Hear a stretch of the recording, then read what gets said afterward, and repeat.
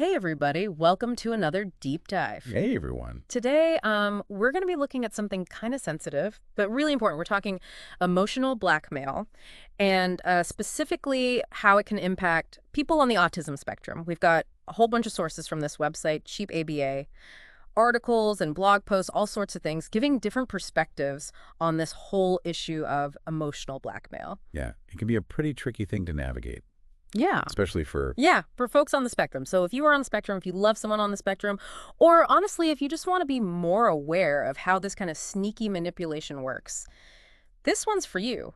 I think we all can benefit from Absolutely. just knowing more about it, and that's really the goal here. It's not about freaking anyone out. It's more about giving you guys the tools and the insights to deal with this stuff if it ever pops up in your life. It's about empowerment, really.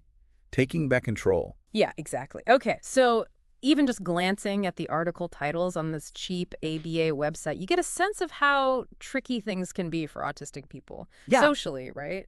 Just navigating everyday interactions. For sure, for sure. So there's one, navigating attraction and romantic feelings.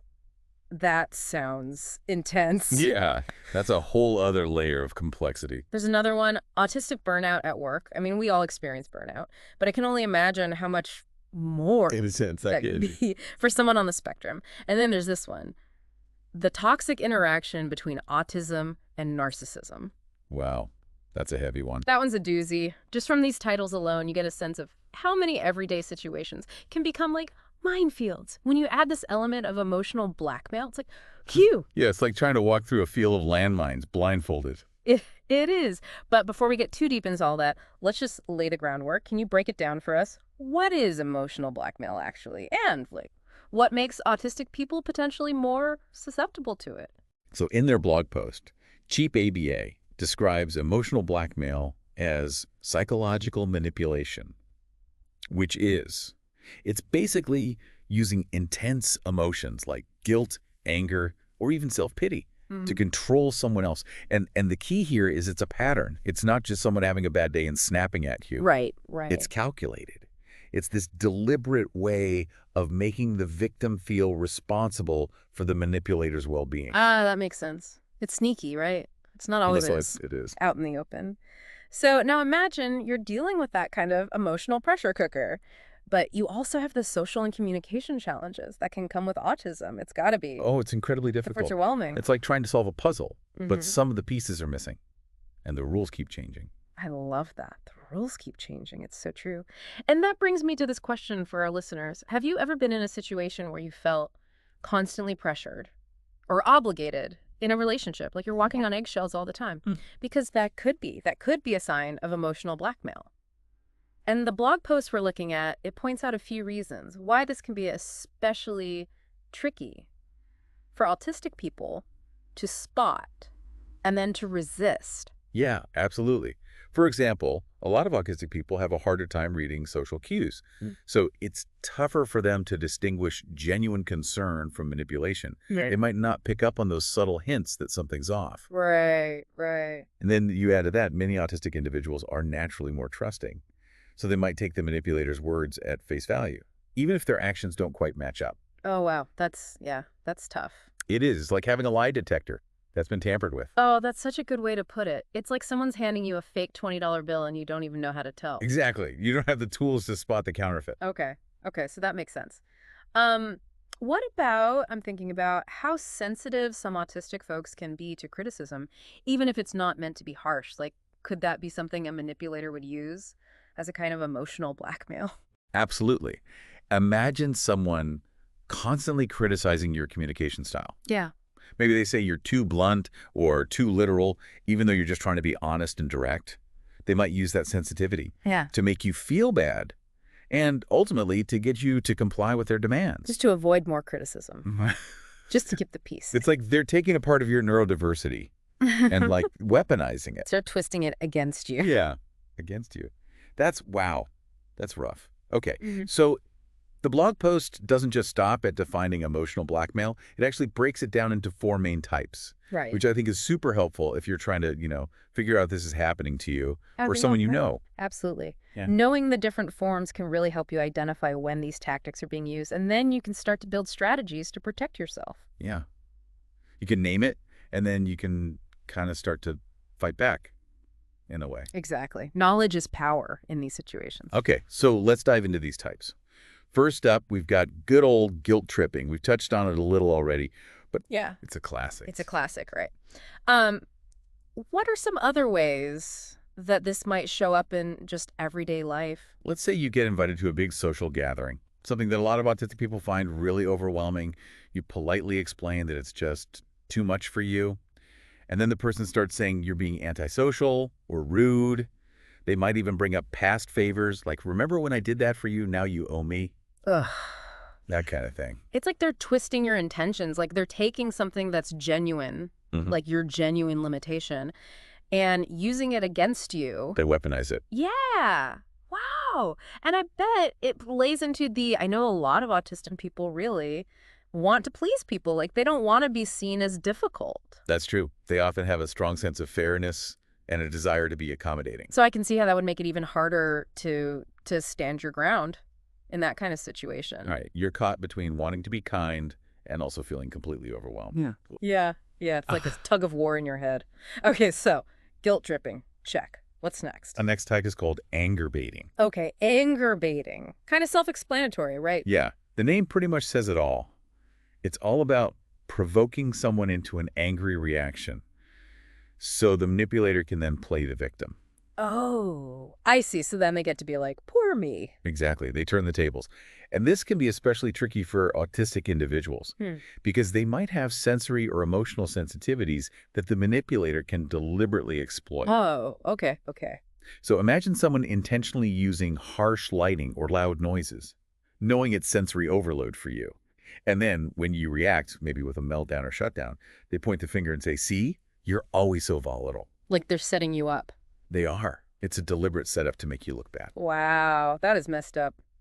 Yeah. It's like they're pushing your buttons and then blaming you for the explosion. Exactly. They're manipulating the situation to their advantage. Okay. Anger baiting. Check. There's something I wanted to ask you about. Do you think, because, some autistic folks, they're very literal in their communication.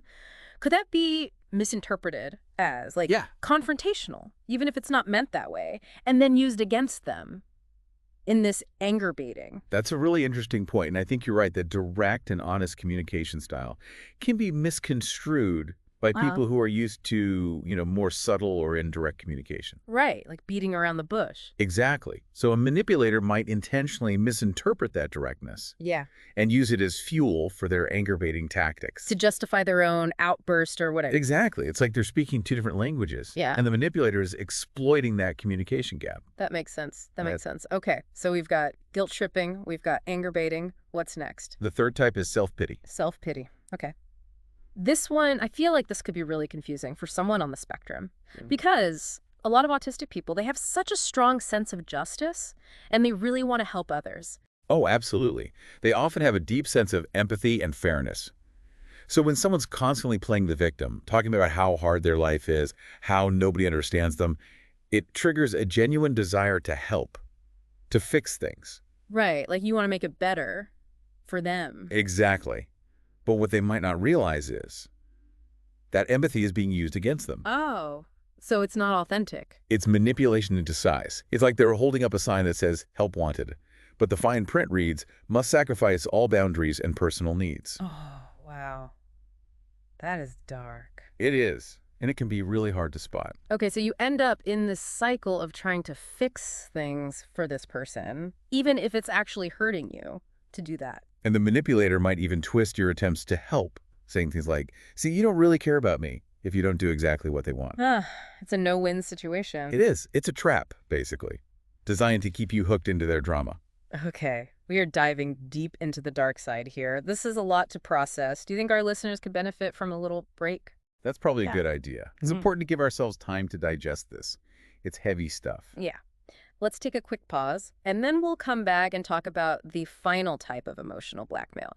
And most importantly, we'll start talking about how to resist this stuff. Sounds good to me. All right. We'll be back in a flash, deep divers, so stick around. And we are back. Deep divers, welcome back. Phew. I don't know about you, but I feel like I need to come up for air after that last segment. We were in the deep end of emotional blackmail, but we're not done yet. We still got lots to explore. Yeah, it's heavy stuff for sure. But the good news is, this part of the deep dive, it's all about taking back control, giving you guys the tools and strategies to, recognize this stuff and then deal with it effectively. So let's jump back in. Before the break, we were looking at how these different forms of manipulation, they can really affect autistic folks, even more intensely in some ways. Right. We talked about how those social and communication differences that are common in autism, like maybe difficulty reading between the lines or taking things very literally, those can make someone more vulnerable to manipulation. Exactly. Exactly. And it's not just about like individual interactions. Remember all those article titles we talked about from the cheap ABA website? Oh yeah, those were quite a collection. They really show how emotional blackmail can show up pretty much anywhere. Work, relationships, family dynamics. It's like every corner of your life. It can be pervasive, for sure. It's like a weed that can sprout up anywhere. A weed. That's a great way to put it. Yeah. Okay, so let's revisit some of those article titles. We've got autistic burnout at work. I mean, everyone experiences burnout at some point. But I can only imagine how much worse that must be for someone on the spectrum. Well, the stress can be compounded. Yeah. Yeah. Especially if you've got a boss who's constantly guilt-tripping you or taking advantage of your anxieties Yeah. about maybe making a mistake. It's like they're using your dedication, your desire to do a good job against you. Like, oh, you're such a hard worker, so you're going to stay late and do this extra project. Exactly. And they know you're less likely to push back. Yeah. Because you want to prove yourself. Ah, it's so unfair. And then Yeah. you end up feeling like maybe it is you, maybe you're not good enough because you're burning out. Yeah. That's the insidious thing about emotional blackmail. It feeds on self-doubt. It does. It really does. And this whole dynamic, it's not just in the workplace. We were talking about the article on navigating attraction and romantic feelings. Dating is already a minefield Yeah. for anyone, right? But then throw in the complexities of autism and potentially a partner who's manipulative. Ooh, boy. That's a recipe for disaster, potentially. Yeah, it's like you're trying to learn a new dance, but your partner keeps changing the steps, and then they blame you for not keeping up. That's a great analogy. And imagine for someone who already has anxieties about social rejection or fitting in, having a partner who uses those insecurities against them can be devastating. It's like they're taking your heart and just stomping all over it. It can be brutal Yeah. emotionally. Yeah. So let's say you're in this relationship and your partner is always saying things like, if you really loved me, you would. Or, I'm going to break up with you if you don't do this. Like, Classic emotional blackmail tactics. it's textbook. And it makes me think about that other article.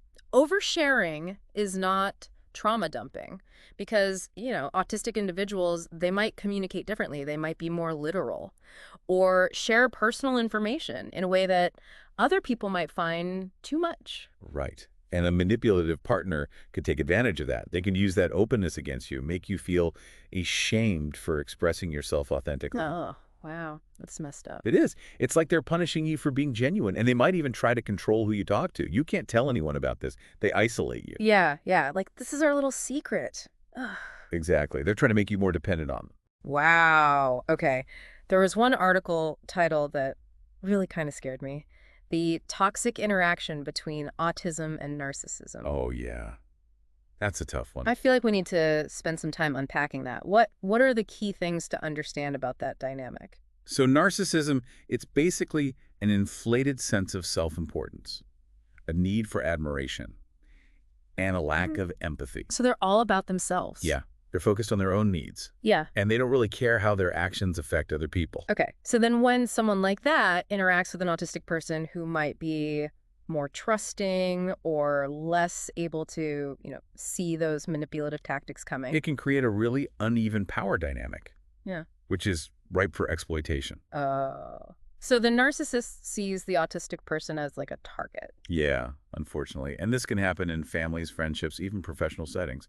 It's all about power and control. Disguised as love or care, right? Exactly. It's like a wolf in sheep's clothing. Okay, so let's say you're in a family where one parent is super narcissistic. How would that play out? Well, that parent might see their autistic child as like an extension of themselves, someone who should reflect their achievements, fulfill their needs.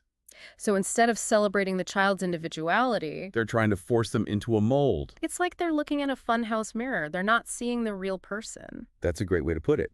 And to maintain this control, they might use emotional blackmail, Yeah. Guilt trips like, you're embarrassing me, or you're making me look bad. It might even shame the child for their autistic traits. Wow.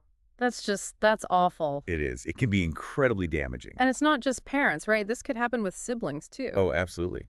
A narcissistic sibling might use their autistic brother or sister as a scapegoat Hmm. or manipulate them to get what they want. So the autistic child becomes like the problem child. Exactly. And they're constantly blamed for things that aren't their fault. This is all so heavy. I want to remind everyone listening that, not every family with an autistic member is going to be this toxic. Right, of course not. We're talking about extremes here. But it's important to be aware that these dynamics can happen, especially when you're dealing with personality disorders and things like that. Absolutely. Knowledge is power. Yeah, And understanding these patterns can help protect yourself and your loved ones. for sure. Okay, so we've talked about families. What about friendships? How does this emotional blackmail stuff play out there? Well, friendships are supposed to be supportive and fun, Mhm. but they can also become unhealthy, especially if one person is more manipulative than the other. And for autistic people who, might be less attuned to social hierarchies or more eager to please. They might be more susceptible to manipulation, yeah. So what would that look like in a friendship? Imagine a friend who's always using guilt trips to get their way. If you were a real friend, you would. Hmm. Or, I can't believe you're choosing them over me, that kind of thing. Oh, yeah. And they might try to isolate their autistic friend from other social connections, make them more dependent on that one relationship. Like, you don't need anyone else. You just need me. Exactly. It's all about control, disguised as friendship. It's like they're trying to shrink your world down to the size of their fist. That's a powerful image. And the scary thing is, the autistic person might not even realize it's happening. They might just think, oh, this is what friends do. Which is why it's so important to talk about these things, to raise awareness, and to empower autistic people to recognize these unhealthy dynamics and then to do something about it. Absolutely. We need to shine a light on these patterns so Mhm. people can start to protect themselves. Okay. So that brings us to boundaries. We've got to talk about boundaries. It seems like that's a key part of all of this. Whether we're talking about work, relationships, family, friendships, you have to have boundaries. Boundaries are essential. They're like those do not cross lines at a crime scene. It's like they're protecting your emotional space. I love that. Your emotional crime scene. And setting boundaries, it doesn't mean you're being selfish. It means you're respecting yourself Mm. and your limits. It's like saying, hey, I'm a valuable person and I deserve to be treated with respect. Exactly. It's about self-worth. And that can be hard, right? Especially if you're used to people pleasing or putting everyone else's needs before your own. It can be uncomfortable at first, but the more you practice, the easier it gets. It's like learning a new language, the language of self-respect. I love that. Okay, so we've covered a lot of ground in this section. We've talked about all these different places where emotional blackmail can happen, the potential for toxicity, especially with narcissism, and then the importance of boundaries. It's been a whirlwind tour of the dark side, for sure. It has, but I think it's important to remember that even though we've been focusing on how this affects autistic people, these dynamics can happen to anyone. Oh, absolutely. Yeah. Everyone has vulnerabilities. And manipulators are experts at finding them. Yeah. It's like they have a sixth sense for weakness. So learning to recognize and resist these tactics, Yeah. it's essential for everyone, not just autistic individuals. Well said. Well said. Okay, so in the final part of our deep dive, we're going to shift gears again and focus on solutions, empowerment, practical strategies to identify those red flags, build up your defenses, and break free from these And patterns. we're going to give you the tools to fight back. Yes, it's like we're going to arm you with emotional ninja skills. I love it. Let's do it. All right, so stay tuned, deep divers. The best is yet to come. Okay, deep divers, we are back for the final part of our deep dive into emotional blackmail.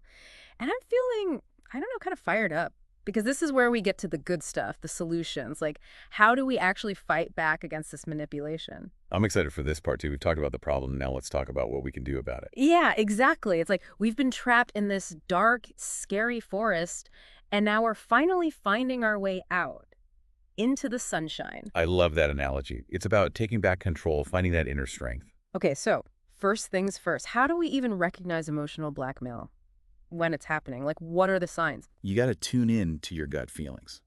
Ask yourself, do I consistently feel guilty or obligated in this relationship? Am I constantly walking on eggshells trying to avoid conflict? Do I second-guess myself all the time, doubt my own perceptions? Those are great questions. Like you're holding up a mirror to Exactly. the relationship and seeing what's really there. Yeah. And remember, if something feels wrong, it probably is. Don't dismiss those gut feelings. Don't gaslight yourself. Exactly. Trust your instincts. Okay. So you're starting to see the red flags. Now what? How do you actually confront someone who's manipulating you like that? Well, you don't always have to have a big confrontation, especially if you don't feel safe or you're worried about making things worse. Right. Sometimes the best approach is just disengaging. Ooh, okay. Like how do you do that? If someone's trying to guilt trip you or bait you into an argument, just calmly say, I'm not willing to discuss this right now. Mm-hmm. Or I'm feeling overwhelmed. I need some space. So simple, but it's probably so effective. It can be. It's about setting a boundary. It's like when someone's trying to drag you into a fight and you just walk away. Exactly. You're taking back control of the situation. Okay, so disengaging. That's good. But what if you do want to address the issue directly, but you're just not sure how to start that conversation? This is where those scripted responses can come in handy. Practice saying things like, I understand you're upset, but I'm not comfortable with the way you're speaking to me. Or, I'm happy to help, but I have my own limits. It's like having a cheat sheet. Exactly. You have these phrases ready to go, so you don't have to think on your feet. Okay, so you've got your little toolbox of phrases, Mhm. and you can just pull them out when you need them. And remember, you don't have to justify your boundaries. Mhm. You have the right to say no without feeling guilty. Yes. You don't owe anyone an explanation for protecting yourself. Exactly. This all seems to point to something bigger, though, like self-worth, right? If you don't believe you deserve respect, how can you stand up for yourself? You're absolutely right. Emotional blackmail, it feeds on insecurity, on self-doubt. It's like a parasite. Ooh, that's a good one. It latches onto your vulnerabilities. So the stronger your sense of self-worth. The less power a manipulator has over you. It's like building up your immune system, so you're less likely to get sick. That's a great way to think about it. Okay. But how do you actually build up that self-worth, especially if you've been in a manipulative situation for a long time? Well, therapy can be incredibly helpful. A good therapist can help you identify those negative thought patterns and start to replace them with more positive ones. So it's like you're weeding out the bad stuff and planting new seeds. Exactly. You're cultivating a healthier mindset. I love that. Right. Okay. Therapy. What else? Focus on your strengths. Celebrate your accomplishments no matter how small. Yeah, give yourself some credit. Exactly. Spend time doing things that bring you joy, things that make you feel good about yourself. It's like giving yourself an emotional spa day.